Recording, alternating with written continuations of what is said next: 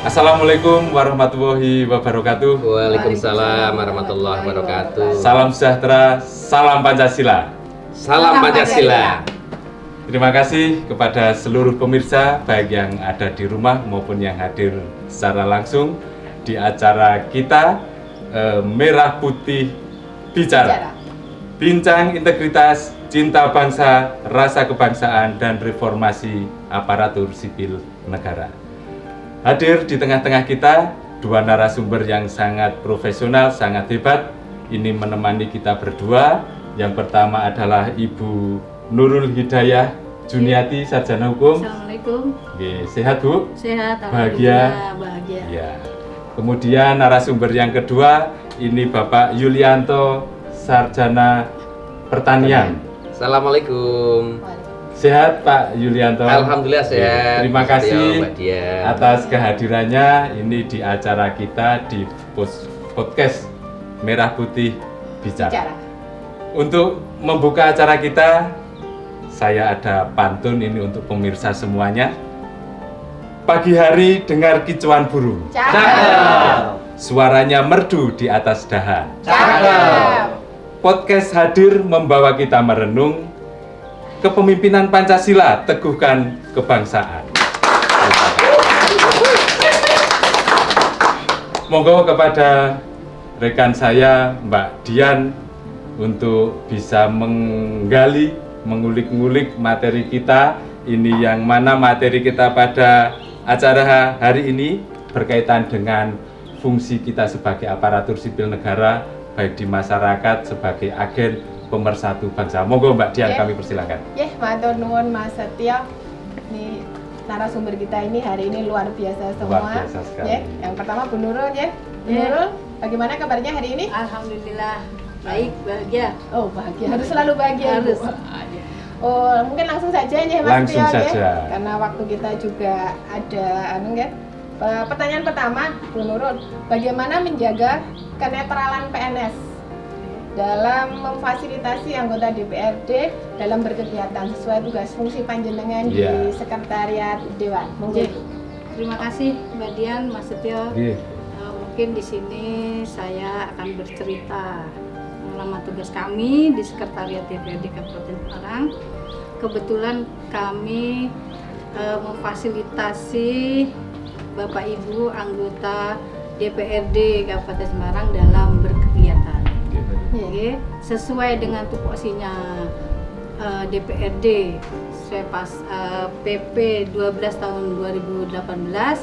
Yang pertama mengenai budgeting, di situ kita memfasilitasi bagaimana bekerjanya badan anggaran, membahas anggaran-anggaran, komisi membahas anggaran-anggaran, sehingga anggaran itu dapat diparipurnakan dan digunakan oleh OPD-OPD terkait. Kemudian yang kedua juga tugasnya Bapak Ibu Dewan, kita juga memfasilitasi bidang legislasi.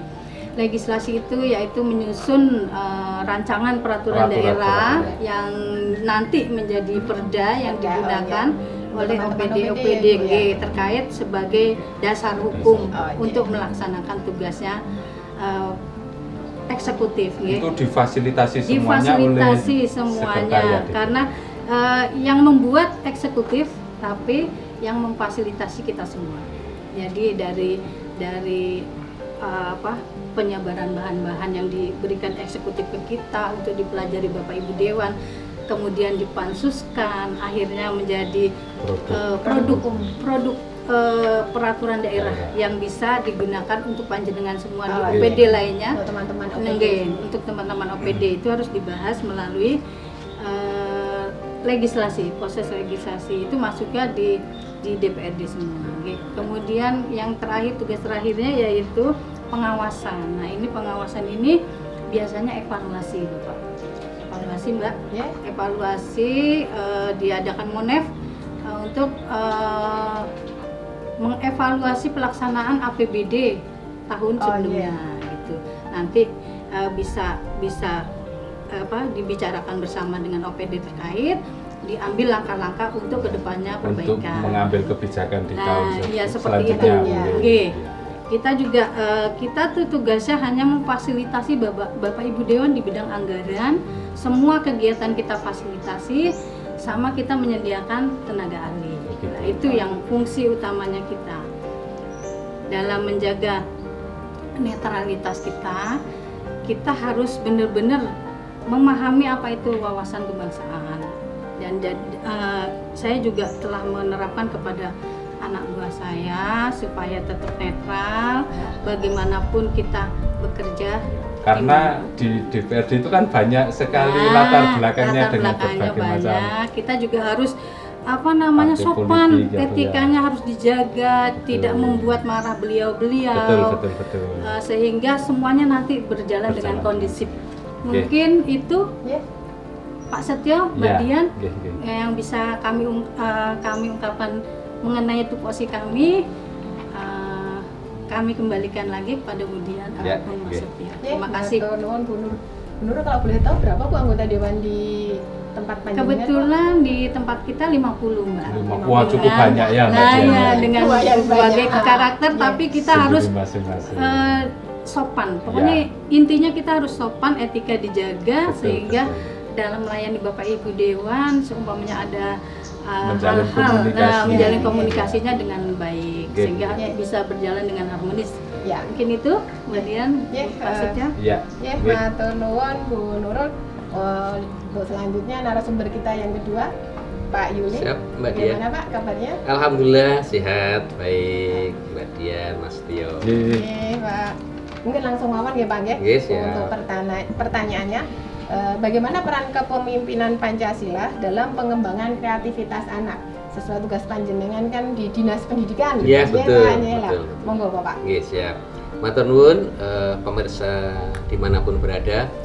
Terkait dengan kepemimpinan Pancasila dalam kaitannya untuk bisa mengembangkan kreativitas dan karakter peserta didik atau siswa, itulah kita menghadapi bahwa situasi globalisasi saat ini banyak sekali budaya-budaya dari luar, baik itu budaya yang baik ataupun budaya yang tidak baik, itu senantiasa dihadapkan kepada anak-anak kita semuanya. Kalau hari ini kita tidak bisa memberikan filter yang baik kepada anak didik kita, tentunya ini menjadi hal yang akan berakibat fatal di kelak nanti. Karena mendasari, mungkin kita juga pernah mendengar bahwa Presiden kedua kita almarhum Bapak Haji Muhammad Soeharto itu pernah menyampaikan bahwa anak didik yang usia sekarang di tingkat dasar, sekolah dasar itu 10 atau 15 tahun saat ini, itu nanti 20 tahun ke depan atau 25 tahun ke depan itu adalah yang akan menggantikan posisi kita sekarang. Iya betul. Iya betul. Kemudian pemimpin yang sekarang pun nanti akan digantikan oleh generasi-generasi yang saat ini kita didik ada di tingkatan sekolah dasar. Setiap orang ada masanya, setiap masa ada orangnya. Betul itu Mas Setio. Jadi agar pada saat masanya ada orangnya yang memang memiliki kreativitas, memiliki karakter yang melandasi pada nilai-nilai Pancasila, tentunya ini harus dilakukan secara berjenjang, baik itu melalui tingkatan pendidikan dari PAUD, TK, SD maupun di jenjang selanjutnya. Demikian kebijakan pun dalam kepemimpinan Pancasila harus bisa diterapkan di sini, karena tauladan tentunya berawal dari pemimpin yang bisa dilakukan secara berjenjang ke bawahnya, termasuk kepada nanti kasih yang ada di bidang pembinaan SD, yang kami di bidang pembinaan SD Dinas Pendidikan dan Kebudayaan, kemudian kepada korwil, pengawas, kemudian juga kepada kepala sekolah dan guru, sampai kepada peserta didik kita, nanti akan itu berantai. Penanaman nilai-nilai Pancasila tidak bisa hanya gertakan atau ajaran yang semata diberikan secara doktrin saja, tetapi harus ada tauladannya yang baik. Mulai dari taman kanak-kanak SD kita mulai dini dipersiapkan bahwa anak-anak kita memiliki karakter Pancasila, nilai-nilai Pancasila. Yang sudah berjalan ini sekarang sudah mulai dilaksanakan Pak Nggih. Iya betul. Jadi bagaimana contohnya, misalkan pembiasaan yang baik. kita tahu bahwa sila pertama adalah ketuhanan yang Maha Esa. Kita berikan kebebasan kepada peserta didik kita untuk bisa melakukan ibadah sesuai dengan agama dan kepercayaan.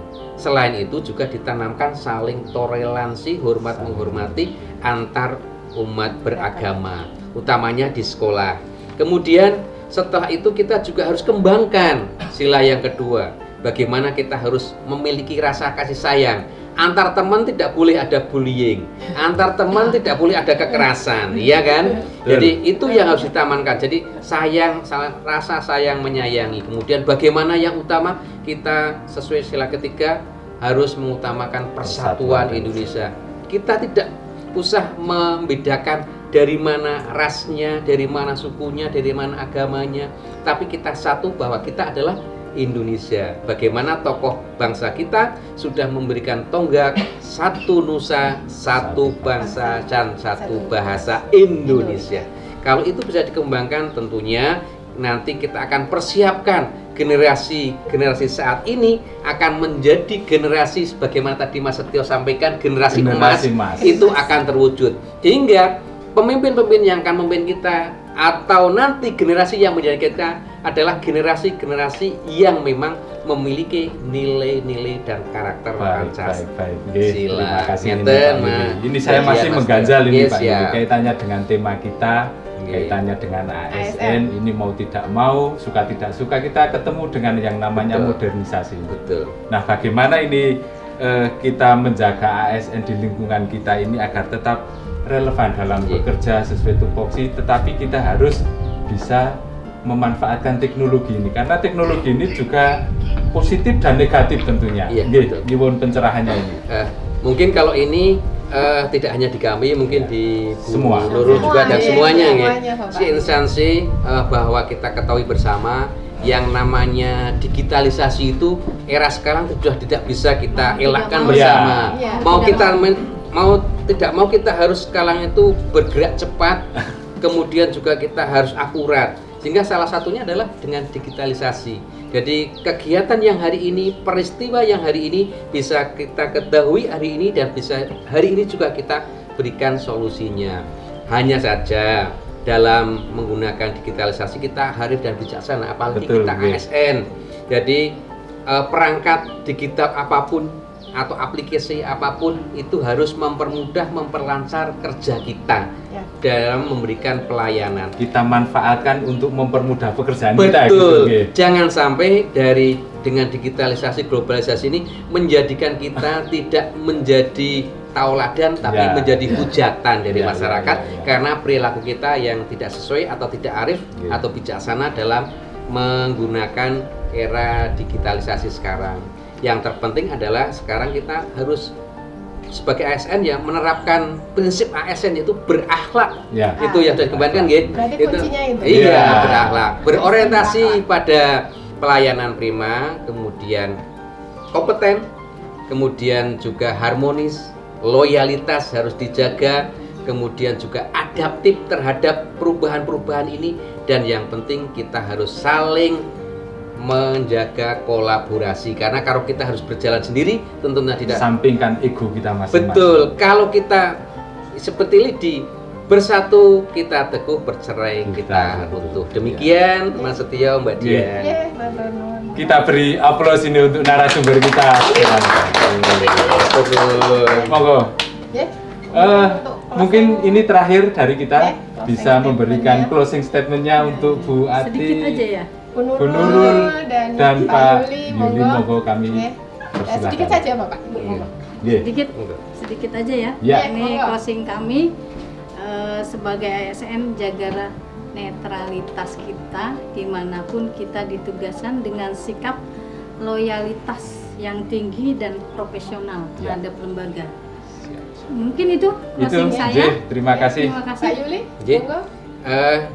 dari kami bahwa kepemimpinan Pancasila dan integritas itu berperan penting dalam pengembangan dan penentuan kebijakan untuk bisa menjadikan anak didik kita, anak-anak kita memiliki nilai-nilai dan integritas Pancasila. Itu Mbak Dian dan Mas Setio yang Nggih. dapat kami Nggih. sampaikan. Berarti anu ya Pak, persiapan generasi emas 2045. Iya, Ya, betul. Ya, mungkin dari obrolan hari ini kita belajar bahwa untuk menjadi ASN bukan sekedar profesi, tapi bentuk nyata pengabdian pada bangsa. Dengan semangat merah putih, mari kita bicara, terus bekerja, terus menjaga integritas. Karena negeri ini butuh lebih banyak pemimpin yang jujur, pelayan yang tulus, dan warga yang cinta tanah air. Oke, ini terima kasih kepada narasumber, terima Sama-sama, kasih Mas Mbak Tio, Dian. Mbak Dian. Kalian Mas Setio. Saya masih punya pantun untuk penutup, semua berarti. iya, untuk para pemirsa Oke. dimanapun berada. Pohon beringin daunnya rimbun, tempat berteduh di kala siang. Cakep. Kepemimpinan yang santun, nasionalisme kuat, negara gemilang. Terima kasih yang sudah menyimak acara kami. Jangan lupa subscribe, like, dan pencet tanda Lonceng. lonceng.